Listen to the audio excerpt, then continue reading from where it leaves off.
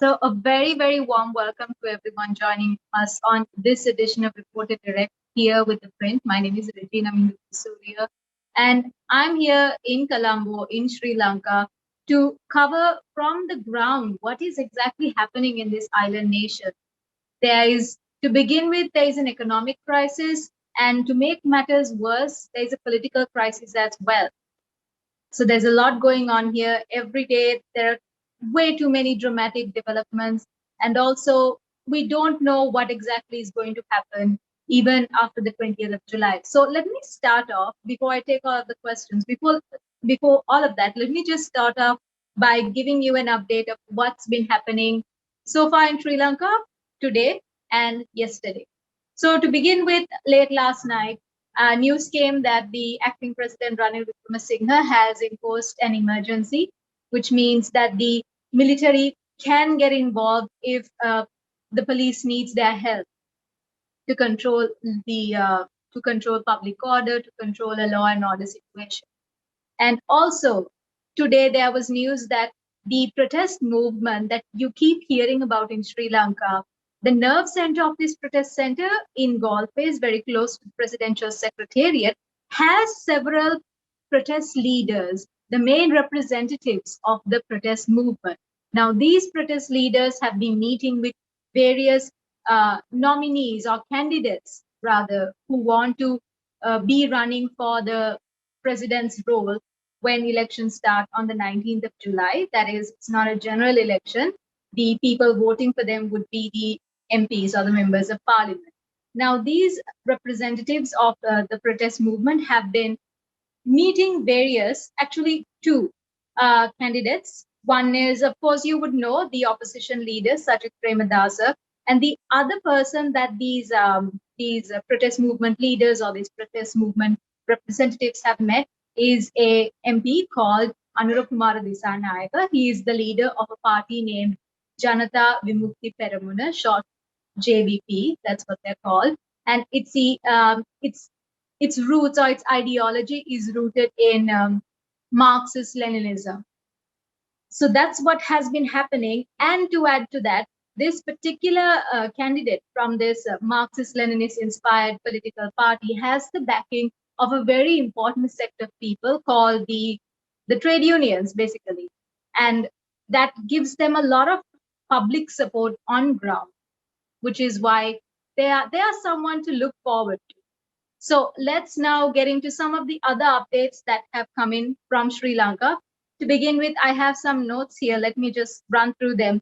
So one of the first and very important things that the acting president, Ranil Wickremesinghe, directed the relevant authorities to do was to look into the people using social media to pressurize the members of parliament to vote in a certain way when the election for a president who will fulfill the rest of the remaining term of President Gotabaya, who resigned very recently until 2024.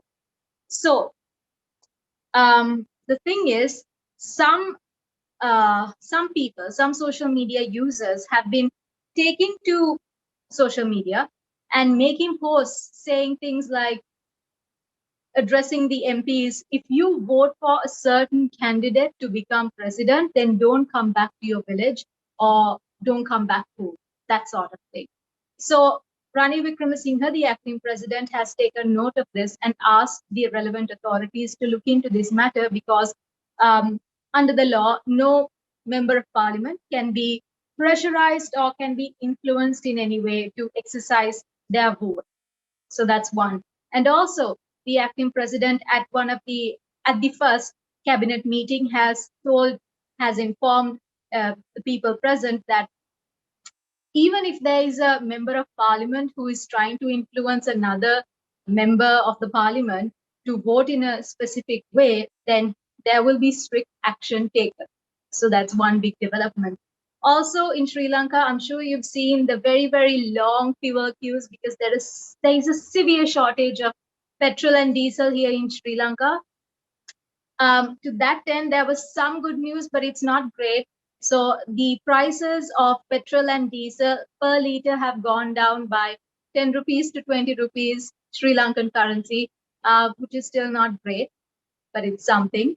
And then, very importantly, even Indian government has taken steps to brief the Indian politicians, the leaders of the parliament floor about what's happening here in Sri Lanka. That meeting would be chaired by Finance Minister Nirmala Sitharaman and the External Affairs Minister Jaishankar. That meeting in India is going to happen on Tuesday. So India is keeping a watch on what's happening here in Sri Lanka as well. Another development, let me just run this down for you. So what's going to happen is, so far the acting president is Ranil Wickremesinghe, and then on the 19th there will be candidates who will say they are running for the proper president to fulfill the rest of the term, which is roughly about 2 years until 2024, when President Gotabaia's actual tenure should have ended, but since he resigned, someone needs to fulfill that term.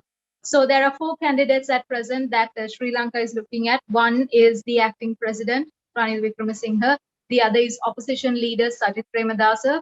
The other one is a member of parliament from the party called SLPP. It's Sri Lanka Podujana Peramuna. So this party was founded by the Rajapakshas, and its candidate in 2019 was Gotabaya Rajapaksa, who then became president when he won that presidential election as the candidate of this party. So SLPP, one faction of SLPP has one member of parliament, and then the last candidate would be the leader I was telling you about, a leader called Anura Kumara Disanayaka.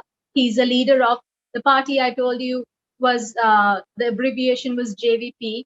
They're the party with roots in Marxism, Leninism, who has a lot of support on ground from student unions, from trade unions. So public support, at least the perception is they have a lot of that, and they're very active, they're very vocal, so they stand out because of that. So 4 candidates running for the presidential post. So who's going to vote for them? The people voting for them will be the parliamentary members itself. There are 225 of them. The parliament members will be voting on the 20th, and then Sri Lanka will have a more permanent president.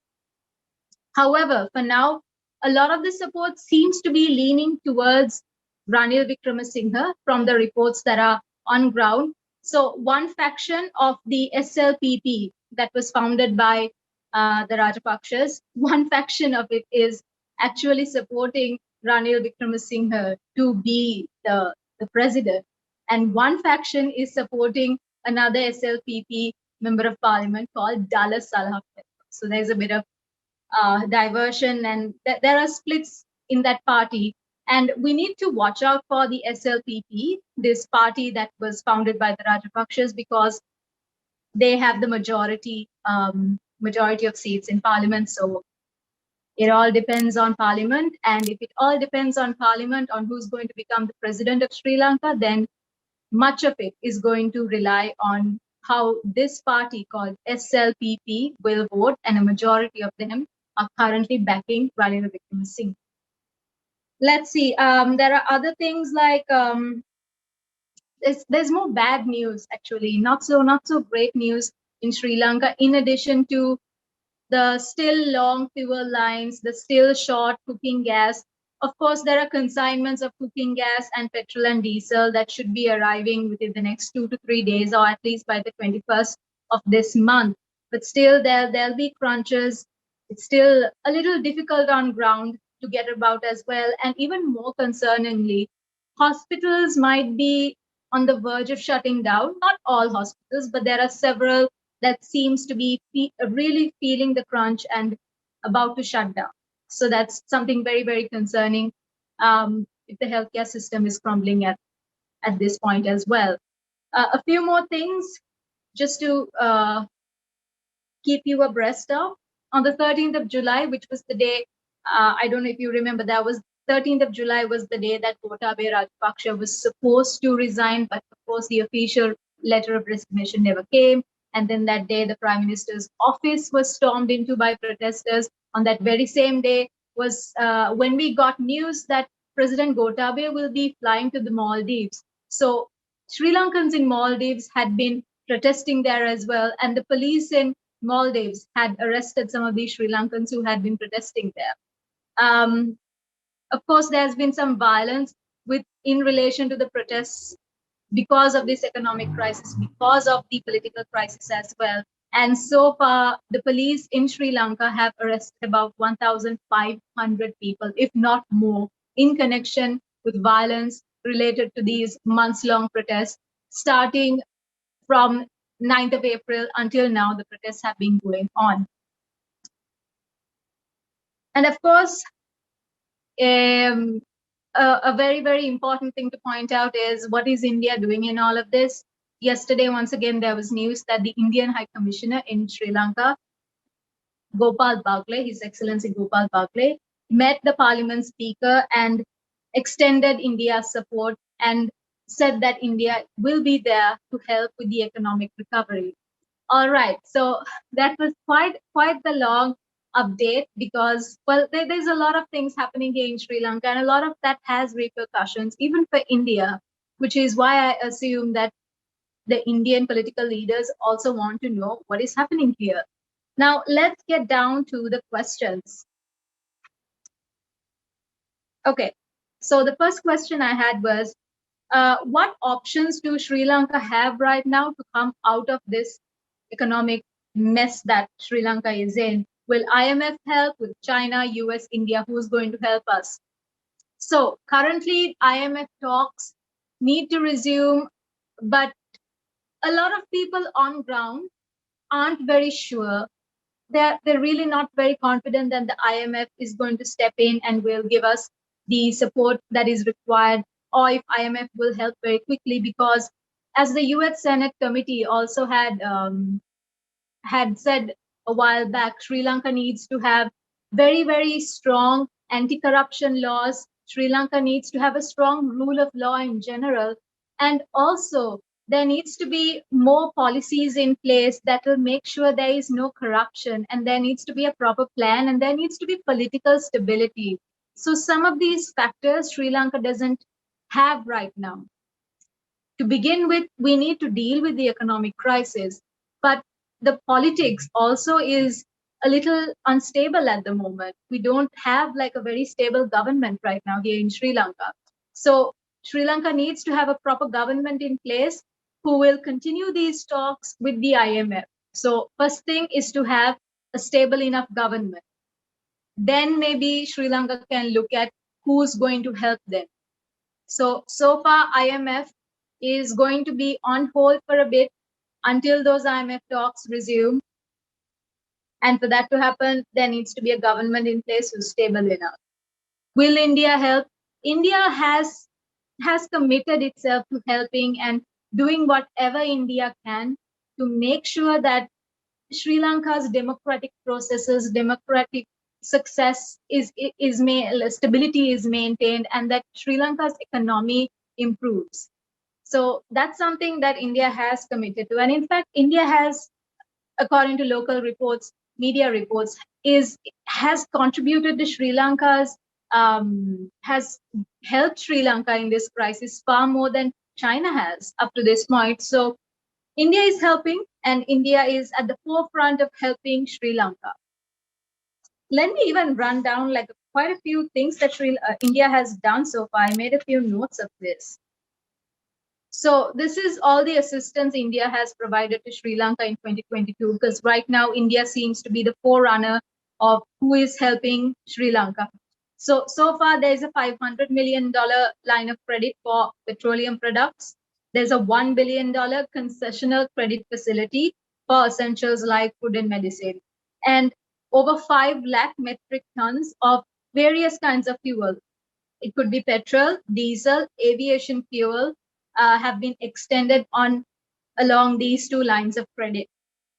And also, the RBI has deferred over 1.5 billion US dollars of payment liabilities that the Central Bank of Sri Lanka under the Asian Clearing Union scheme mechanism. Not just that, there's just two more that I want to tell you about where India has helped out Sri Lanka at this point of time. There has been a currency swap for $400 million between the Central Bank of Sri Lanka and RBI. And also there is a $5 million credit line to purchase fertilizer, which is urea. So there was a local news where they were saying that, okay, the urea from India, the fertilizer from India has reached Sri Lanka, but even that, to get it to the farmers is a bit of a problem right now, because there is not enough fuel in the country for transport. Now let's move on to the next question. Okay, so the next question was, can LTTE or some organization similar to it with different motives, can it rise up? Well, maybe not LTTE, because that whoever supports LTTE or whoever is supportive of the independent Elam or an independent state for Tamils, it's far more a fringe movement at this point. There is no real LTTE on ground, so that's not really something anyone can say with a lot of confidence at this point. Anyone says that the LTTE is rising, then that's mostly speculation. Not LTTE, but there are other groups that have risen, like I told you about right at the beginning. There are these the protest representatives who have come to the forefront. Now these people are seen in local media all the time. There are about 20 odd people of them, and one representative had told local media that they had formed a political party.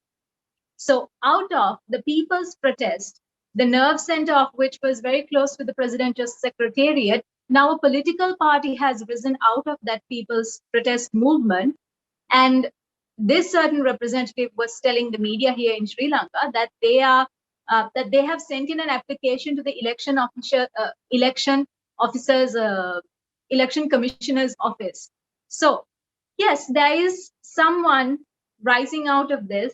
What their motive is, only time will tell. But because it's a political party that has risen out of the people's movement, people's struggle to, as they say, remove President Gotabaya out of the office, which they have managed to do.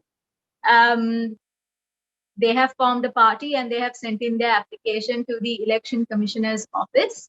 Let's see what happens out of that. Another group that seems to have gathered a lot of pace, that seems to have gathered a lot of interest and a lot of attention of even diplomats, I might say, is that party I mentioned that has roots in Marxism, Leninism, Leninism, JVP. So along with JVP, as I said, they have a lot of support on ground, and there's this inter-university students union. They have really come to the forefront, and a lot of people find them being very vocal. So they are always there when the media is there. It's their voices you will hear in a news clip. It's their voices you will hear in a news report. So yes, if I had to say someone has risen out of this, it's this one reported political party, and it's these people who act as the representatives of this very large protest movement, which has lakhs and lakhs of Sri Lankans in it. Let's see. The next question is, so there is a power vacuum that could be filled by forces, or is there someone who has the backing of the forces who can fill this power vacuum? So far, the military is not trying to attempt a coup as such. There is no such evidence on ground to support that. Whenever I have been to a protest, or whenever I have seen a face down between people and soldiers of army, the soldiers are always there as a human barrier, protecting and shielding whatever they're supposed to be shielding or protecting, which is usually a state premises like the Prime Minister's office or the Presidential Secretariat, let's say. It's not like the military all of a sudden switches gears and then joins another party and then they try to topple the government. None of that is happening. So there is no military coup per se. And to add to that, the protesters, when they do meet these soldiers on the ground, they say, come join us, come join the people's movement, come join the people's struggle. Why are you protecting the government? They are against us. But still, the military, the soldiers on ground, they stand as they are. There is no switching over in mass numbers, at least of the military at this point. And there's another part of that question which asks, does Sri Lanka lack leaders, or has anyone attempted to, or anyone attempting to use the army to topple the government? Will that become a very, very unsuccessful strategy? And in turn, will that person who was trying to use the military to topple the current government, will they become hugely unpopular because it just will not be received very well? That might be the case, but there's nothing to support that the military is suddenly going to turn against the government and then they are going to do whatever they want. There's nothing of that happening on ground. I don't think that's that's something to look out for, because I don't see that happening. Is midterm election a possibility? That's the next question. No, because see, as I was telling you earlier, what's going to happen is President Gotabaya resigned last week, but he had his term ending in 2024. So now someone needs to become the president for this duration according to law. So who's going to become president? Well, that's why Parliament will be meeting on the 20th of July, and they will be casting their vote for one of their own MPs. As I told you before, there are 4 candidates right now: the acting president, Ranil Wickremesinghe, the opposition leader, Sajid Premadasa, and then there is another member of parliament from the ruling majority party called SLPP, which was, of course, founded by Rajapaksa, as I said before. And then the 4th one is Anura Kumara Disanayake. He is the leader of the JVP party with Marxist-Leninism roots. Who seems to be the more obvious person to win this? At this point, it appears to be acting President Ranil Wickremesinghe. But once again, you can't really speculate. Only time will tell. But if you look at the media, if you look at the news and what sources are saying, it appears that Ranil Wickremesinghe seems to have an edge in becoming president. But let's see on the 20th. Let's see when the results come in. Next question was, will Sri Lanka downsize its defense force like Bangladesh did now that the Tamil insurgency has diminished? There has been no reports on Sri Lanka reducing its defense size as yet, so can't really answer that question. There has been no such report that Sri Lanka is looking at downsize at present. Next question was, can people influence the next president to stay away from traps like help from China and work more with India? See, I don't think that is how foreign relations work. I don't see Sri Lanka just shunning one country to work with just one country, because also the Chinese investments are there in Sri Lanka. There is the Colombo Port City project, which is very close to the presidential secretariat that is being developed, and much of it is being developed because of Chinese investments. So they are here. The Chinese are here, and India and Sri Lanka also has very strong relations, and they are working together. And Sri Lanka is receiving a lot of support from India right now. And India has already committed to helping Sri Lanka, and they're very, very vocal. They're very supportive of Sri Lanka at this point. So I don't see Sri Lanka, saying we're not going to work with one country and we're only going to work with another country only. I don't believe that's how foreign relations work and diplomatic relations work. You're supposed to be everyone's friend and have friendly, cordial relations with all countries. That's the best thing. The next question is,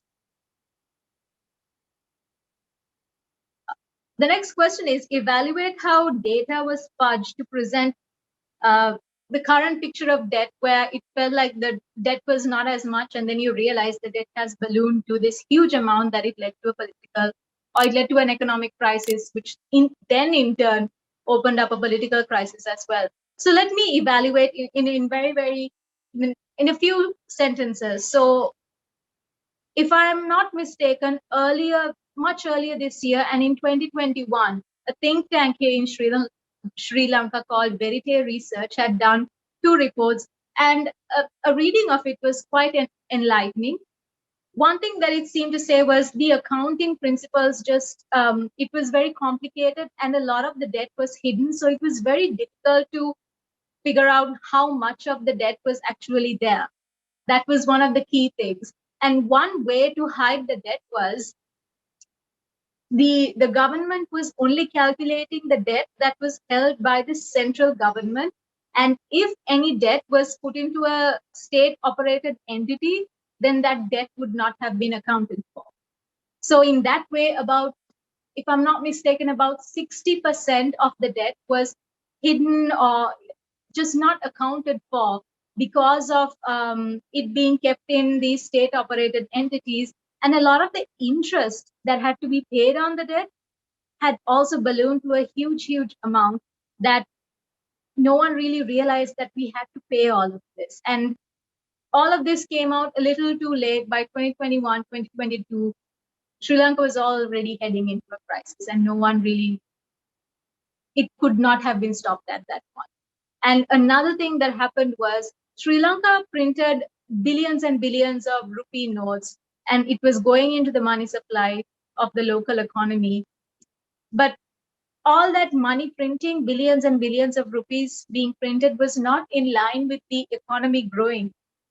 There was no economic growth to match this amount of money being released into the economy, and which in turn led to a lot of inflation as well. But in a way, Sri Lanka had to print that money to pay salaries of government employees as well. So that was another reason. And then there was COVID as well, when things just went into lockdown, and whatever growth Sri Lanka was experiencing, that just started to reduce. And in fact, the economy of Sri Lanka is expected to contract by about 6%, if I'm not mistaken. So next question is, what do normal Sri Lankans think of India? And then there was another part of the question that said, India should invite Sri Lankan refugees to Jammu and Kashmir and West Bengal. What do normal average Sri Lankans think of India? I think a lot of Sri Lankans appreciate all the help that India has given. Above everything, they are very appreciative.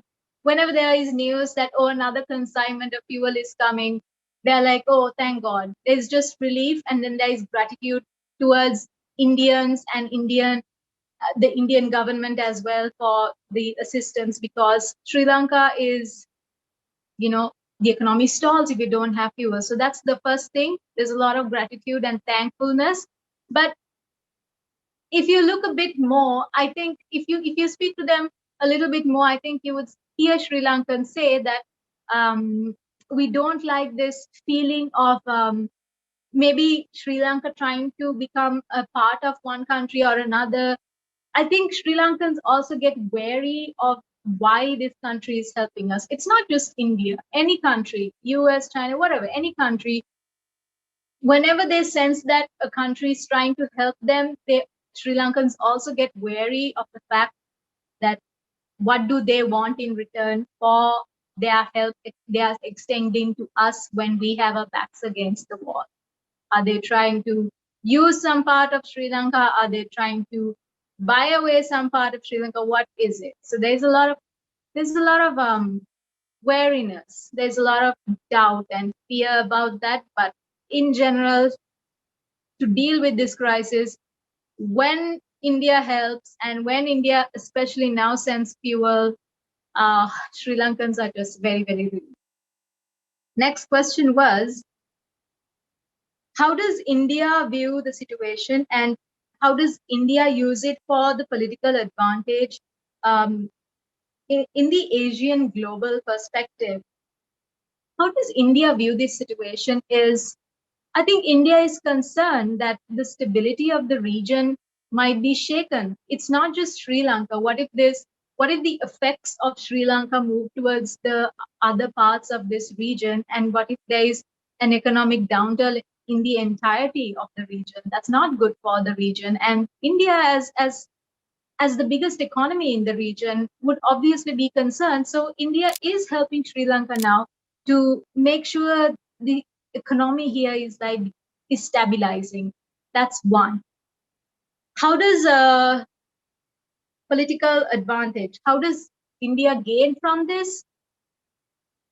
I don't know if that's what the main view at this point is. I think all India wants right now is for there to be a bit more stability. So let me take one more question. This would be the last question. So to compare and contrast what is happening in Sri Lanka with the news we are hearing in Pakistan, from what I can tell, Pakistan is showing signs that they are heading in the same direction as Sri Lanka's economic crisis. But for now, sorry, did I say Sri Lanka or Pakistan? Let me just say that again. So Pakistan seems to be showing the same signs as Sri Lanka, and Pakistan seems to be heading towards an economic crisis that is similar to the one here in Sri Lanka. But Pakistan is not as bad as Sri Lanka is right now.